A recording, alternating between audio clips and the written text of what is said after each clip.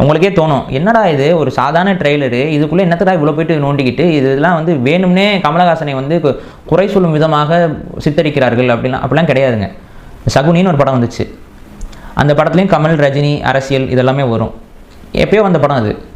இப்போ அதே தான் நம்ம கிட்டத்தட்ட அரசியல் தளத்தில் அது நடந்தது. கமல் வருவார், ரஜினி வருவார், கமல் வந்துட்டார், ரஜினி பயந்துட்டார். ஸோ இது நடந்திருக்கு. இங்கே இது நடந்து கொண்டே இருக்கிறது. நடப்பதை அவர்கள் முன்கூட்டியே தீர்மானிக்கிறார்கள். அதை சப்கான்ஷியஸாக நம்மளிடம் சொல்லிக்கொண்டே செய்கிறார்கள். ஏன்னா அது வந்து ஒரு சைக்கோத்தனம்.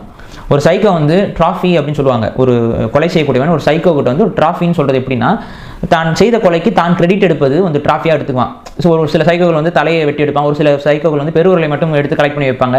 ஸோ இதுதான் இந்த சைக்கோ தன்மை மென்டாலிட்டிங்கிறது. இந்த இலுமினாட்டி கும்பலுக்கும் அந்த மென்டாலிட்டி தான் இருக்குது ஒட்டுமொத்த மனித சமூகத்தின் மீது. ஸோ அவர்கள் என்ன செய்கிறாங்கன்னா, எந்த ஒரு தீங்கு செய்கிறதா இருந்தாலும் அதை சொல்லி கொண்டு தான் செய்கிறார்கள். ஒரு அணுகுண்டு வெடிக்க போதா அதை பற்றி முன்னாடியே அவங்க சொல்லிடுவாங்க. இது காலகாலமாக இருந்து கொண்டிருக்கக்கூடிய ஒரு விஷயம். அவர்கள் இதே தொடர்ச்சியில் பல ஆயிரம் ஆண்டுகளாக ஒரு சிந்தனையில் இருக்கிறார்கள். அதனால தான் மகாபாரத காலகட்டத்திலிருந்தே இது தொடங்குது.